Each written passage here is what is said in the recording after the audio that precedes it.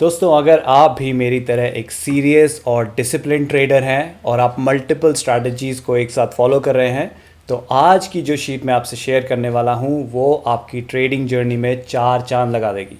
तो मैं बात कर रहा हूं मास्टर पोर्टफोलियो ट्रैकर की। तो ये जो गूगल शीट मैंने बनाई है ये उन लोगों के काम आने वाली है जो मल्टीपल स्ट्रैटेजीज़ को एक साथ फॉलो करते हैं और उसे आराम से ट्रैक करना चाहते हैं, एक सिंगल शीट में उसका बर्ड आई व्यू देखना चाहते हैं। वैसे तो उनकी इंडिविजुअल ट्रैकिंग स्ट्रैटेजीज़ की अपनी अपनी शीट में होती रहेगी, लेकिन उनकी जो समरी है और काफ़ी सारी इंपॉर्टेंट डिटेल्स आप एक साथ देख पाएंगे इस मास्टर पोर्टफोलियो ट्रैकर की शीट में। तो बताता हूँ आपको इसके क्या क्या बेनिफिट्स हैं, क्या क्या फीचर्स मैंने इसमें डाले हैं। तो सबसे पहले हमें मिलता है एक बर्ड आई व्यू हमारी सारी स्ट्रैटेजीज़ का। तो बर्ड आई व्यू क्या होता है? जैसे कोई चील जैसी चिड़िया आसमान में उड़ती है तो उसे एक साथ बहुत बड़ा एरिया दिखता है और वो चूज़ कर सकती है कि किस एरिया में जाके उसे अपना दाना पानी ढूंढना है, तो इसलिए उसे बर्ड आई व्यू कहा जाता है। तो इस शीट में आपको एक साथ कई सारी स्ट्रैटेजीज़ की पूरी डिटेल्स मिल जाएंगी जो यूजुअली हमें एक एक शीट में जाके इंडिविजुअली देखनी पड़ती हैं। तो क्या क्या डिटेल्स हमें मिलती हैं? Know the strategy and portfolio level notional profit figures. तो हमारी अलग अलग स्ट्रैटेजीज़ में हमने इन्वेस्ट किया होगा, किस में कितना इन्वेस्ट हुआ है, उसकी करंट मार्केट वैल्यू क्या चल रही है और उसका नोशनल प्रॉफिट या लॉस क्या चल रहा है, वो हमें देखने को मिलेगा। यहाँ पे स्ट्रैटेजी का नाम है, उसके बाद करंटली इन्वेस्टेड इस स्ट्रैटेजी में, जैसे पहला स्ट्रैटेजी मेरी शीट में है PKJ इंडाइसेस ETFs, तो उसमें मेरे 34,62,614 इन्वेस्टेड हैं और उसकी करंट मार्केट वैल्यू चल रही है 32,35,940, यानी कि उसमें नोशनल लॉस है 2,26,674 का और परसेंटेज वाइज वो है -6.55%। उसके बाद नेक्स्ट मेरी ETF 28 SMA की मोमेंटम स्ट्रैटेजी है, जो ETF शॉप है मेरी, उसमें अभी कितना इन्वेस्टेड है, उसकी करंट मार्केट वैल्यू क्या है और उसका नोशनल प्रॉफिट कितना चल रहा है। तो इसी तरह मेरी सारी स्ट्रैटेजीज़ की ये सारी डिटेल्स मुझे यहीं पे सिंगल व्यू में दिख जाती हैं। इससे क्या होता है कि मुझे ओवरऑल मेरा पोर्टफोलियो लेवल का क्या इन्वेस्टमेंट है और उसका नोशनल प्रॉफिट क्या चल रहा है वो एक साथ यहीं पे देखने को मिल जाता है। इसके बाद नेक्स्ट फीचर है track the monthly profits of each strategy. तो जैसा आपको पता है कि हमारी जो स्ट्रैटेजी की शीट्स होती हैं वो मंथली प्रॉफिट ट्रैक करती हैं कि किस मंथ में कितना प्रॉफिट हमने उस स्ट्रैटेजी में किया। तो एक एक शीट में हम जाके उस स्ट्रैटेजी का प्रॉफिट देख सकते हैं, लेकिन अगर हमें एक साथ पोर्टफोलियो लेवल पे देखना है तो इस शीट में कहाँ पे दिखेगा? तो ये देखिए सारी स्ट्रैटेजी के नेम यहाँ पे हैं और राइट हैंड साइड में हर एक महीना आ रहा है, 2026 जनवरी, फिर 2026 फरवरी, मार्च, अप्रैल, मई, जून, और इस तरह स्क्रॉल करूँ मैं तो दिसंबर तक का सारा डेटा आ रहा है यहाँ पे।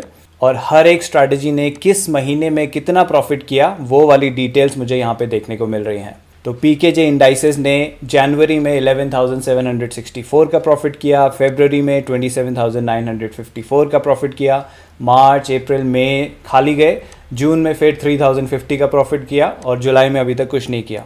तो मुझे PKJ का यहाँ पे सारा इन्फॉर्मेशन मिल गया।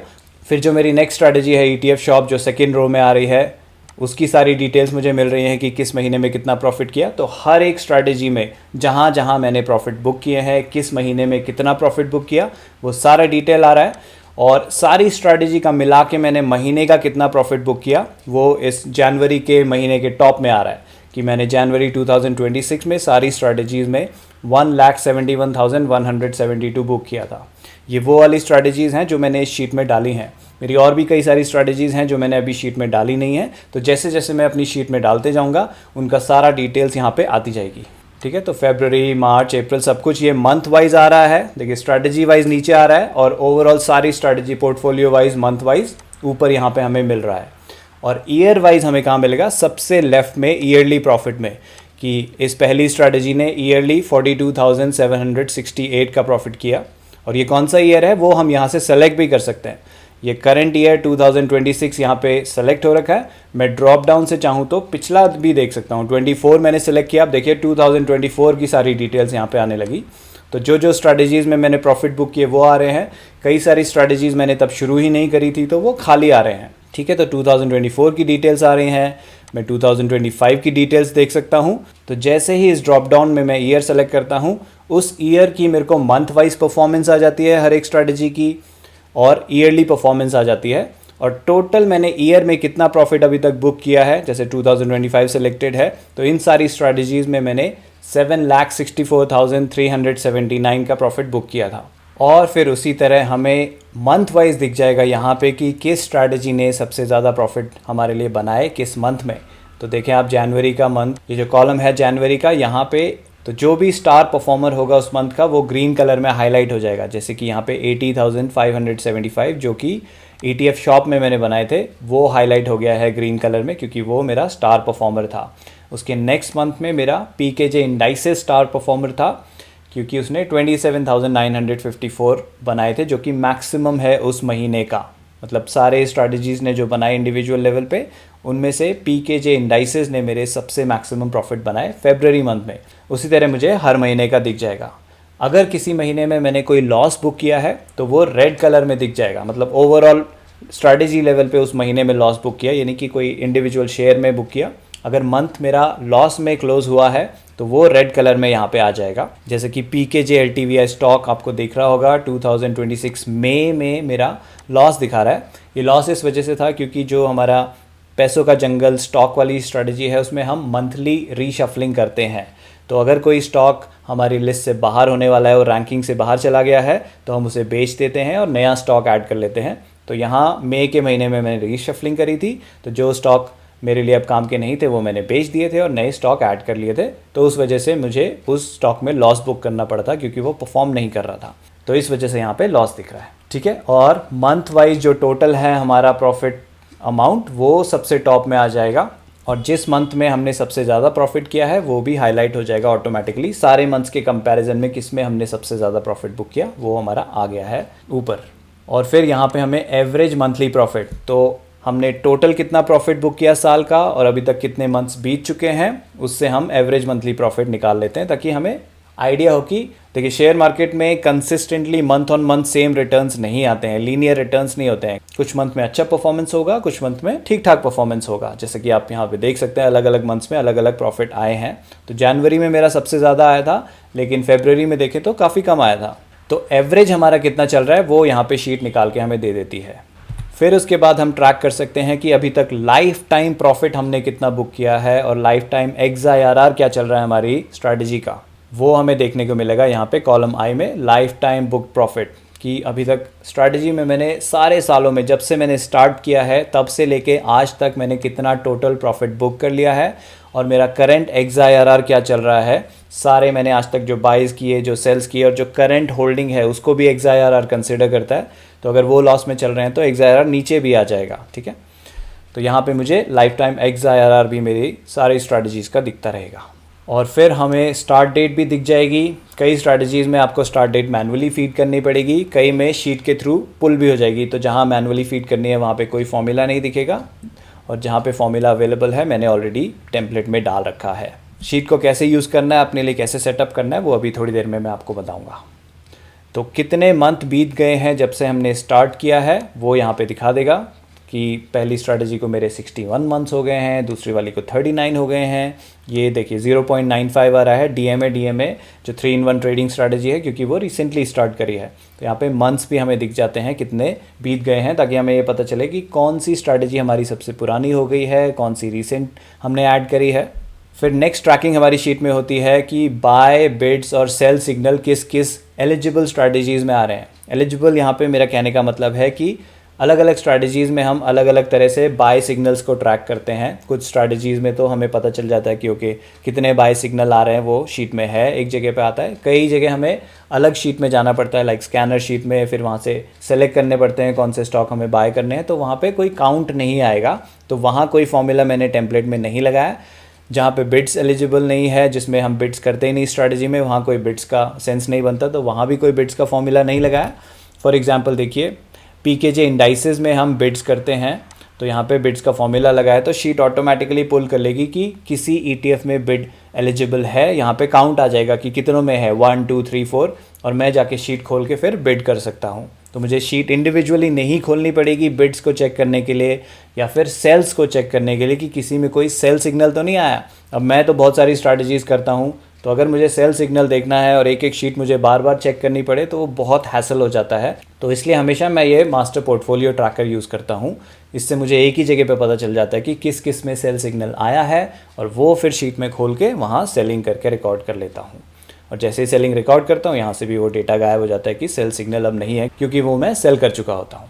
ठीक है, तो ये शीट वहाँ से डेटा पुल करके ऑटोमेटिकली अपडेट होती रहती है। फिर उसके बाद नेक्स्ट फीचर है कि हम किस किस स्ट्रैटेजी में हमने कितना एलोकेशन कर रखा है ओवरऑल पोर्टफोलियो के कंपैरिजन में, वो भी हमें शीट दिखा देती है।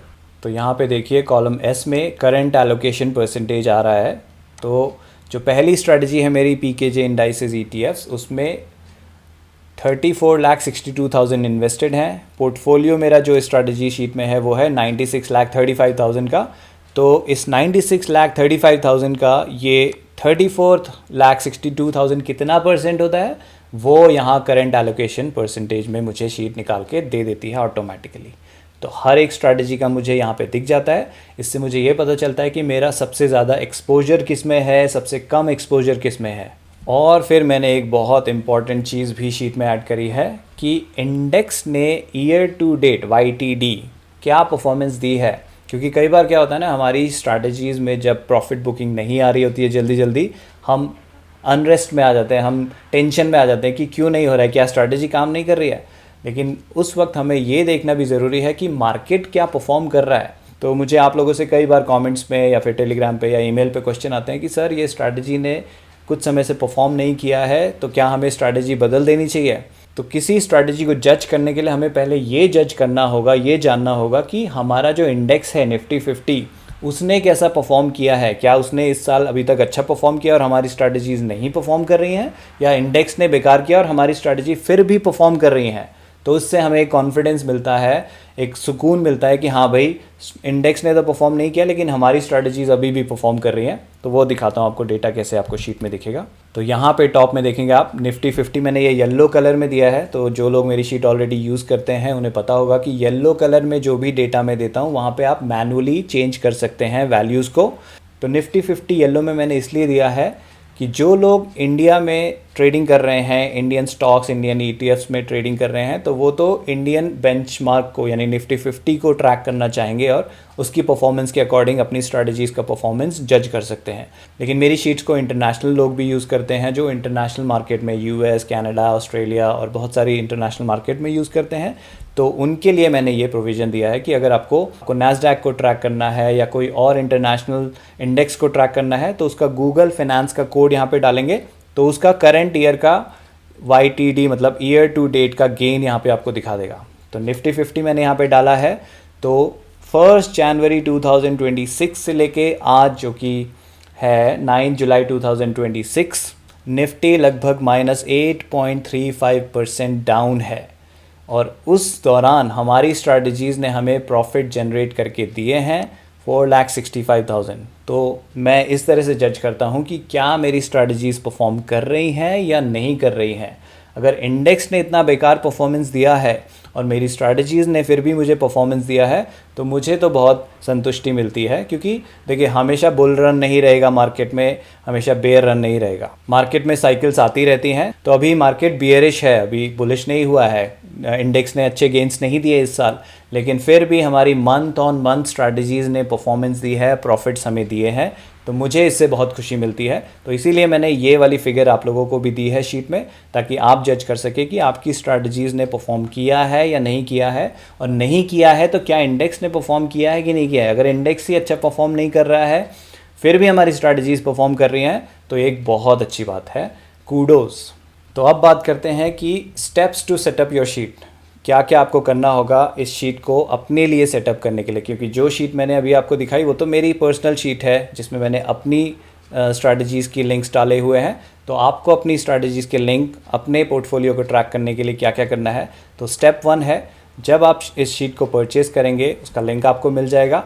तो यूजुअली जो लिंक आपको मेरी वेबसाइट के थ्रू मिलता है वो डायरेक्टली आपके लिए कॉपी बना देता है जिसे आप एडिट कर सकते हैं। लेकिन अगर कॉपी नहीं बनी है तो आपको पहले शीट में जाके, किसी भी शीट की कॉपी बनाने के लिए फाइल में जाके मेक अ कॉपी पे क्लिक करना होता है और वहाँ शीट का करंट नाम आ जाता है। वहाँ पे मेक अ कॉपी दबाएंगे तो आपकी अपनी पर्सनल कॉपी जो आपकी गूगल ड्राइव में सेव हो जाएगी वो आपको मिल जाएगी, फिर आप उसको एडिट कर सकते हैं। तो ये हो गया पहला स्टेप। उसके बाद आपको क्या करना है, URL डालना है उस स्ट्रैटेजी का जिसे आपको ट्रैक करना है। तो ये है वो ब्लैंक टेम्पलेट जो मैंने बनाया है, जिसमें मैंने most commonly used recent strategies के फॉर्मेट और फॉर्मूलाज ऑलरेडी डाल दिए हैं। हो सकता है इसमें से कुछ मिसिंग हो जो आप फॉलो कर रहे हैं, उसे कैसे ऐड करना है वो भी मैं बताऊंगा। फिलहाल जो ऑलरेडी डले हुए हैं उनको कैसे ऐड करना है वो बताता हूँ। तो जैसे कि मैं टेनेट होमा स्ट्रैटेजी फॉलो करता हूँ, वो सबसे लास्ट में आ रहा है। ये मैंने अल्फ़ाबेटिकली सॉर्ट किए हैं ताकि आप आराम से ढूंढ सके स्ट्रैटेजी का नाम। तो अभी आप देखेंगे तो सभी स्ट्रैटेजीज़ में यहाँ NA आ रहा है, क्योंकि डेटा तब तक पुल नहीं होगा जब तक हम URL नहीं डालते। तो सबसे पहला स्टेप है ये कॉलम R, जहाँ पे लिखा है शीट्स लिंक, जो येलो कलर में है, वहाँ हमें उस शीट का URL डालना होता है। तो URL कहाँ से मिलेगा वो दिखाता हूँ आपको। तो ये मैंने टेनेट होमा वीकली की शीट खोल ली है, और जब मैं इसे खोलता हूँ तो क्रोम ब्राउज़र में आप टॉप में देखेंगे तो यहाँ पे उसका URL आपको मिल जाएगा। ठीक है, उस URL को पूरा हाईलाइट कीजिए, Ctrl A दबाएंगे आप वहाँ पे, और फिर Ctrl C करेंगे तो वो कॉपी हो जाएगा। फिर आप आइए अपने पोर्टफोलियो ट्रैकर में। तो जिस स्ट्रैटेजी का आप लिंक डाल रहे हैं, जैसे कि मैं टेनेट होमा में डाल रहा हूँ, ये है रो नंबर 24 में, तो R24 सेल पे मैंने राइट क्लिक किया, पे स्पेशल वैल्यूज़ ओनली कर दिया, और इस शीट का लिंक यहाँ पे पेस्ट हो गया। अभी भी डेटा नहीं आएगा क्योंकि बेसिकली ये एक शीट है और जो टेनेट होमा है वो एक अलग शीट है। तो जब तक आप इस शीट को उस शीट का डेटा एक्सेस करने की परमिशन नहीं देंगे तब तक वो डेटा यहाँ नहीं आएगा, और वो परमिशन देना बहुत इजी है। तो यहाँ पे देखेंगे आप रेफ एरर आ जाएगा। जैसे ही आप इस पर हावर करेंगे ये देखेंगे you need to connect these spreadsheets the first time that the destination spreadsheet pulls data from a new source spreadsheet, permission needs to be granted. आपको सिर्फ यहाँ अलाउ एक्सेस पे क्लिक करना है और कुछ सेकंड बाद उसका डेटा ऑटोमेटिकली यहाँ पे पॉपुलेट हो जाएगा। करेंटली इन्वेस्टेड अमाउंट आ गया, करंट वैल्यू आ गई यहाँ पे, उसका नोशनल प्रॉफिट परसेंटेज, सब कुछ यहाँ पे शीट ने ऑटोमेटिकली निकाल लिया है। अगर स्टार्ट डेट नहीं आई है तो आप मैनुअली स्टार्ट डेट फीड कर सकते हैं। सपोज मैंने इसे 1 अक्टूबर 2025 को स्टार्ट किया होता तो मैं यहाँ पे मैनुअली भी डेट डाल सकता हूँ। अगर शीट में वो डेट डली हुई है तो वो वहाँ से पुल कर लेगा, नहीं तो आप मैनुअली भी यहाँ पे डेट डाल सकते हैं, क्योंकि स्टार्ट डेट तो बार बार चेंज होने वाली नहीं है, इसलिए आप मैनुअली भी डालेंगे तो कोई फ़र्क नहीं पड़ता। तो यहाँ पे मैंने डेट डाल दी और उसकी कितने मंथ हो गए हैं वो यहाँ पे आ गया। बाकी उसमें अभी कोई बाय, बिड या सेल सिग्नल नहीं आ रहा है मेरी शीट में, तो वो नहीं दिखा रहा है। और यहाँ पे उसकी मंथ वाइज जो भी प्रॉफिट बुकिंग करी है मैंने वो सब आ गई है। तो एलोकेशन परसेंटेज 100 क्यों आ रहा है? क्योंकि अभी मैंने एक ही स्ट्रैटेजी यहाँ पे डाली है। जैसे ही मैं और स्ट्रैटेजीज़ के लिंक्स यहाँ पे डालूंगा वो शीट निकालती रहेगी कि ओवरऑल पोर्टफोलियो लेवल पे मेरा करेंटली इन्वेस्टेड अमाउंट क्या है और इस स्ट्रैटेजी में कितना करेंटली इन्वेस्टेड है, और मेरा परसेंटेज निकल जाएगा। तो एक और आपको डाल के दिखाता हूँ। तो ये मेरी गोल्ड ETF ट्रेडिंग वाली शीट है, इसका लिंक मैं ऊपर से कॉपी कर लेता हूँ और फिर चलते हैं मास्टर पोर्टफोलियो में। और यहाँ पे गोल्ड ETF का जो है रो नंबर 14 में है, तो R14 में मैं राइट क्लिक, पे स्पेशल वैल्यूज़ ओनली करके उसका शीट का लिंक पेस्ट कर दूंगा। और उसके बाद देखिए ऑटोमेटिकली उसने, क्योंकि मैं इसे पहले परमिशन दे चुका था इसलिए इसने परमिशन नहीं पूछी, अदरवाइज़ जैसे जैसे आप शीट ऐड करेंगे एक एक शीट का वो परमिशन आपसे वहाँ पे मांगता जाएगा। जैसे मैंने टेनेट होमा के लिए आपको दिखाया, वहाँ पे आप हावर करेंगे, अलाउ एक्सेस करेंगे और परमिशन ग्रांट हो जाएगी। ठीक है, तो इसलिए मैंने यहाँ नोट पे लिख दिया है permission has to be granted for each individual sheet 1 by 1। तो जैसे जैसे आप लिंक ऐड करेंगे परमिशन का पॉपअप आएगा, वहाँ पे अलाउ एक्सेस करिएगा, फिर नेक्स्ट में मूव करिएगा, नेक्स्ट शीट का लिंक ऐड करेंगे, फिर अलाउ एक्सेस। तो इस तरह से एक एक करके आप ऐड कर लेंगे अपनी सारी शीट। वन टाइम प्रोसेस है। हाँ, कभी आप अपनी शीट की एक न्यू कॉपी बनाते हैं, कभी मैं अपडेट्स रिलीज़ करता हूँ, तो जब आप न्यू कॉपी बना लें, डेटा वगैरह ट्रांसफ़र कर लें अपनी नई शीट में, तो नई शीट का URL कॉपी करके बस आपको शीट में आके दोबारा से डाल देना होगा ये पोर्टफोलियो वाली शीट में, और फिर अलाउ एक्सेस एक और बार करना होगा क्योंकि वो नई शीट का लिंक है, तो आपका डेटा पुल होने लग जाएगा। तो ये तो हो गया प्रोसेस। जो मैंने ऑलरेडी टेम्पलेट में आपको दिए हुए हैं उनको कैसे ऐड करना है। अब मैं आपको बताऊंगा कि जो मैंने टेम्पलेट में नहीं दिए, क्योंकि मैंने आज तक बहुत सारी शीट्स बनाई हैं, अब सब कुछ टेम्पलेट में देना पॉसिबल नहीं है। मुझे नहीं पता आप कौन सी फॉलो कर रहे होंगे, कौन सी नहीं कर रहे होंगे। मैं यूजुअली यही उम्मीद करता हूं कि जैसे मेरा PKP का वर्जन आया और फिर 2.0 आया तो आपने 2.0 में स्विच कर लिया होगा, उसके बाद 3.0 आया तो आपने 3.0 में स्विच कर लिया होगा। लेकिन मैं ये भी जानता हूँ कि कई लोग नहीं स्विच करते हैं, उन्हें पुराना वर्जन कंफर्टेबल लगता है, जिस भी वजह से स्विच नहीं करते हैं। तो किसी ऐसे वर्जन को जो मेरे टेम्पलेट में नहीं है, जैसे कि यहाँ पे मैंने पैसों का पेड 3.0 का वर्जन दिया है लेकिन पैसों का पेड 2.0 नहीं दिया है, तो अगर आप पैसों का पे 2.0 वर्जन कर रहे हैं तो आप क्या करेंगे, यहाँ सबसे नीचे जाके स्ट्रैटेजी नेम, ये आपको मैनुअली टाइप करना है, PKP 2.0, जो भी नाम आप देना चाहें वो यहाँ पे डाल दीजिए। उसके बाद तो यहाँ से सेल एलिजिबल तक मैं सारा फॉर्मूला कॉपी कर लेता हूँ और यहाँ पे मैं पेस्ट कर देता हूँ। ठीक है, यहाँ पेस्ट वैल्यूज़ नहीं कीजिएगा, फॉर्मूला जब भी पेस्ट कर रहे हैं तो कॉपी करने का डायरेक्टली Ctrl+V या फिर डायरेक्ट पेस्ट, मतलब राइट क्लिक एंड पेस्ट, तो फॉर्मूला कॉपी होते हैं, अदरवाइज वैल्यूज़ कॉपी हो जाएंगी। तो इस तरह से फॉर्मूला आप पेस्ट कर लेंगे और फिर यहाँ पे अपडेट करना होगा आपको PKP 2.0। सबसे पहले आपको शीट का लिंक डालना होगा, तो PKP 2.0 का पहले लिंक ले लेता हूँ मैं। तो ये मैंने डमी PKP 2.0 की शीट बनाई है, उसमें मैंने कुछ डेटा यहाँ पे डाल दिया है कि मैंने कब परचेज़ किया, कब सेलिंग करी, ताकि थोड़ा डेटा यहाँ पे आ जाए। फिर मैं आपको डाल के दिखाता हूँ ताकि हम टैली कर पाएँ कि सही डेटा आ रहा है या नहीं आ रहा है।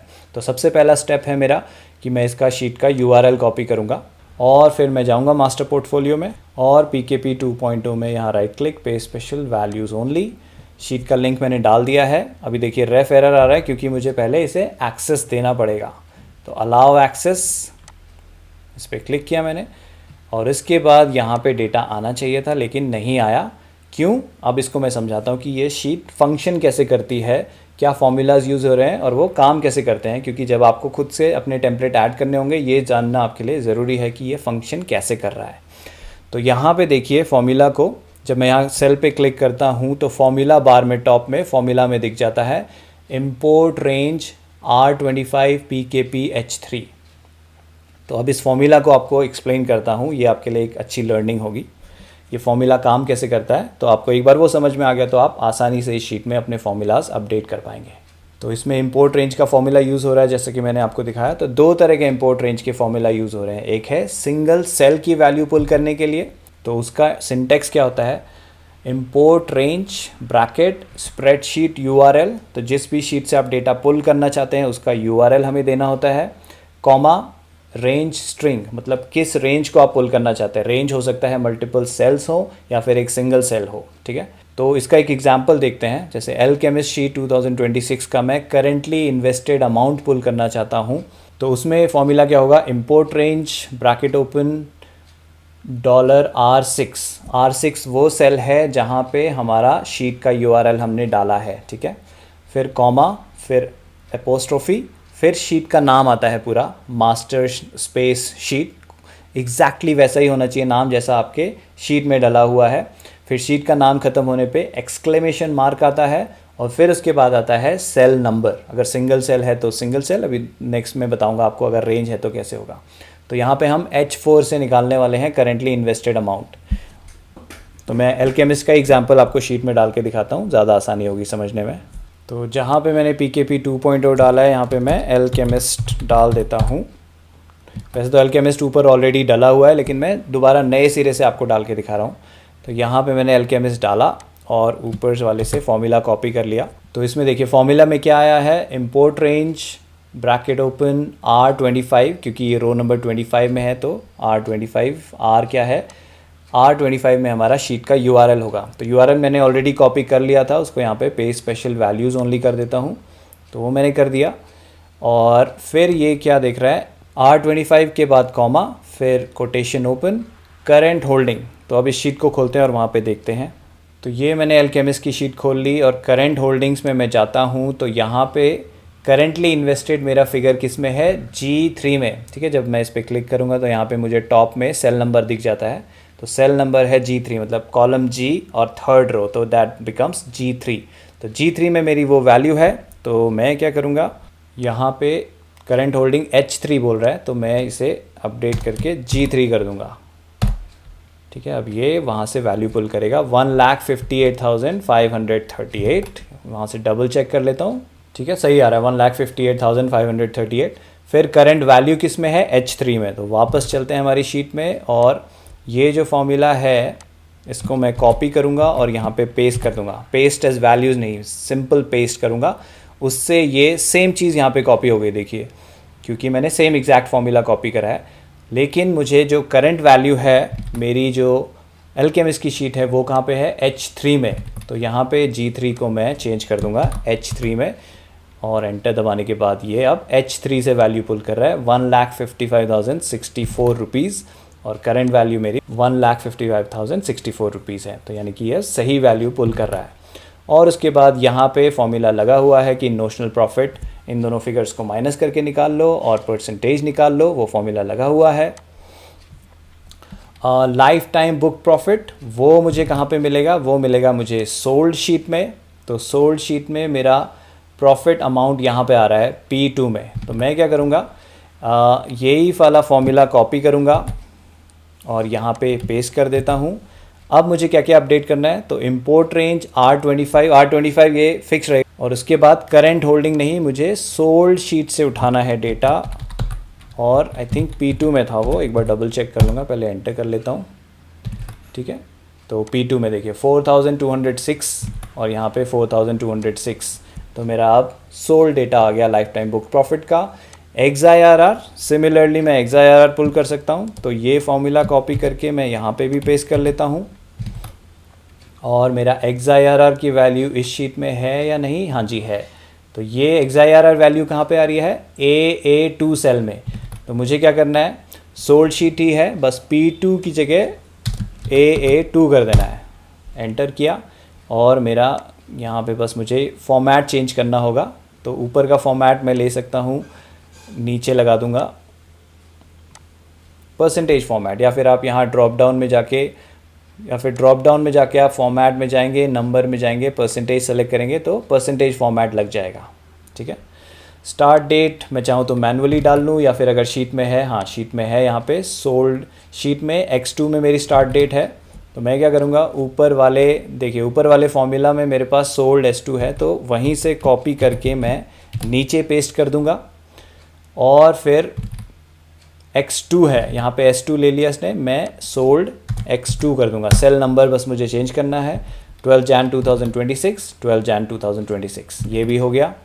और ये ऑटोमेटिकली आ जाता है कि हमारे कितने मंथ्स बीत चुके हैं। Buy eligible, bids eligible, sell eligible वो मेरा मास्टर शीट में अवेलेबल है। तो बाय एलिजिबल मेरा T1 में है, बिड्स यहाँ पे है नहीं अल्केमिस्ट में, तो वो खाली रहेगा, और सेल एलिजिबल मेरा T2 में है। तो जैसे मैंने अभी आपको दिखाया बाकी का फॉर्मूला अपडेट करना, उसी तरह आप ये वाला फॉर्मूला अपडेट कर सकते हैं। ठीक है, अब बारी आती है ये जो मंथली प्रॉफिट हैं उनको पुल करने के लिए फॉर्मूला लगाना है। तो इसमें क्या होता है, फॉर्मूला अब एक सेल से नहीं एक रेंज से आएगा, क्योंकि जो हमारा प्रॉफिट वगैरह है वो हम सोल्ड शीट में देखें तो यहाँ पे एक टेबल है जिसमें कॉलम X में हमारा मंथ है और कॉलम Y में हमारा प्रॉफिट का अमाउंट है।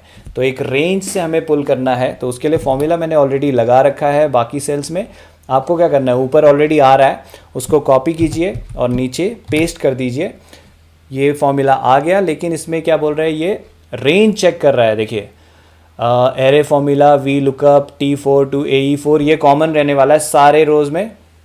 फिर इंपोर्ट रेंज जो मैंने अभी आपको थोड़ी देर पहले बताया, R25 जो कि हमारा शीट का URL का सेल रेफरेंस है।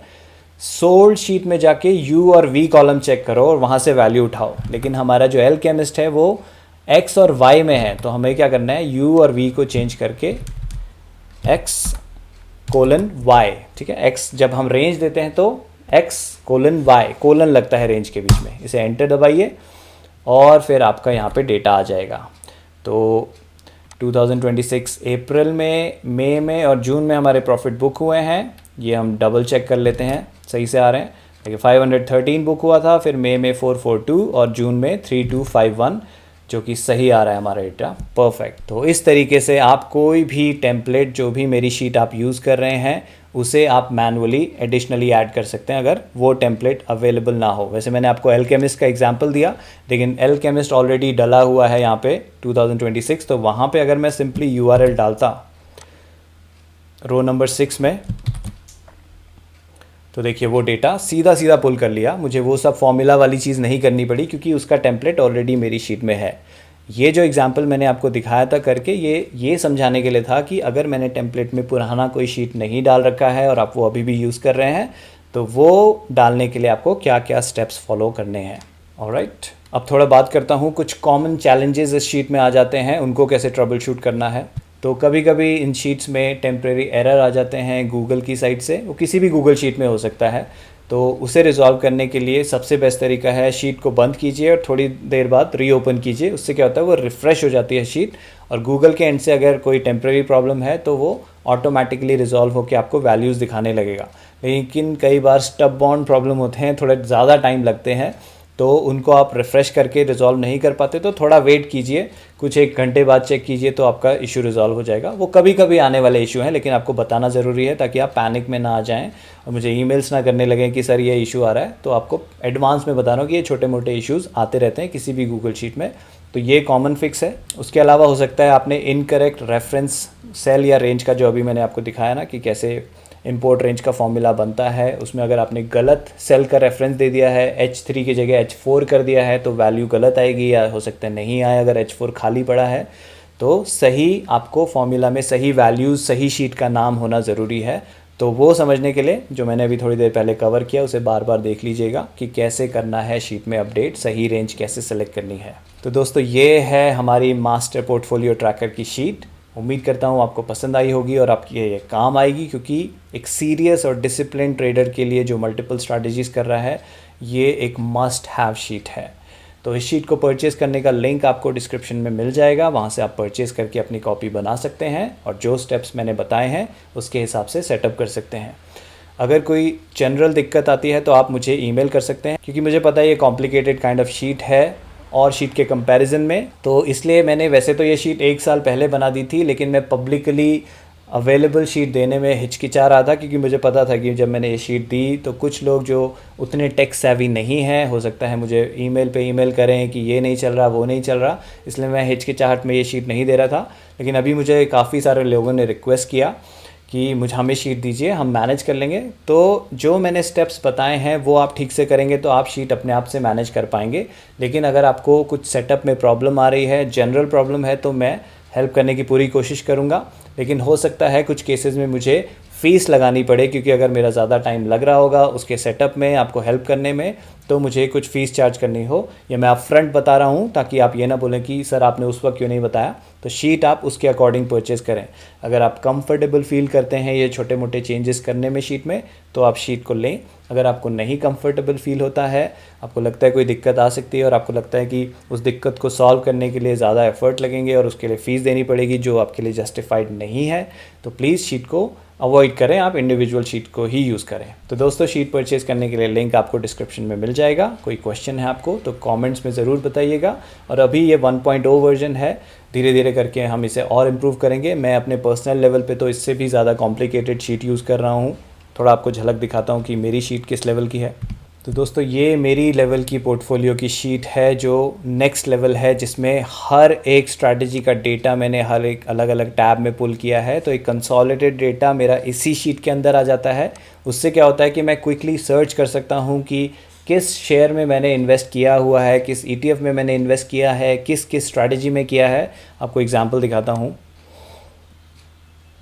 जैसे मैंने यहाँ पे ETF वाली शीट बना रखी है, तो जैसे ही मैं यहाँ अंडरलाइन में ETF सेलेक्ट करता हूँ, जिस भी ETF को सेलेक्ट करूँगा अंडरलाइन को, उसके सारे ETFs यहाँ पे लिस्ट हो जाएंगे, किस स्ट्रैटेजी में वो है, कितना इन्वेस्टेड है, कब इन्वेस्ट किया था, कितना किया था, ओवरऑल कितना इन्वेस्टमेंट है, क्या प्रॉफिट क्या लॉस चल रहा है। तो ये शीट मैं अपने लेवल पे यूज़ करता हूँ और इसमें बहुत सारे मैंने फीचर्स डाले हुए हैं। तो धीरे धीरे करके मैं चाहता हूँ कि आप लोगों को भी ये शीट प्रोवाइड कर पाऊँ, लेकिन ये क्योंकि एक बहुत कॉम्प्लिकेटेड शीट है और जो मैंने अभी शीट दिखाई ये वो शीट नहीं है। कई लोग कंफ्यूज हो जाते हैं कि सर ये वाले फीचर्स क्यों नहीं है। ये मैं पब्लिक नहीं कर रहा हूँ। ये वाली जो मेरी super duper master portfolio tracker sheet है, सिंपल वाला जो वर्जन है वो अभी मैं पब्लिक कर रहा हूँ। उसको पहले आप यूज़ कीजिए, उसे समझिए। धीरे धीरे करके अगर मुझे अच्छा रिस्पॉन्स वहाँ मिलेगा और मुझे लगेगा कि हाँ पब्लिकली मैं इसे अवेलेबल करा सकता हूँ, ज़्यादा लोग परेशान नहीं हो रहे हैं इसे यूज़ करने में, इसको कॉम्प्लिकेटेड नहीं फील कर रहे हैं, तो मैं इसके बारे में सोचूंगा। लेकिन उसमें बहुत टाइम लगेगा। पहले हम देखते हैं 1.0 वर्जन आप कैसे यूज़ करते हैं। तो दोस्तों 1.0 ट्रैकर शीट के बारे में अगर आपका कोई क्वेश्चन है, कोई सवाल है, कोई कमेंट है, तो प्लीज़ कमेंट में मुझे बताइए और मैं आपके कमेंट का जवाब देने का पूरी कोशिश करूँगा। तो अब मुझे इजाज़त दीजिए। अगले वीडियो तक के लिए नमस्कार।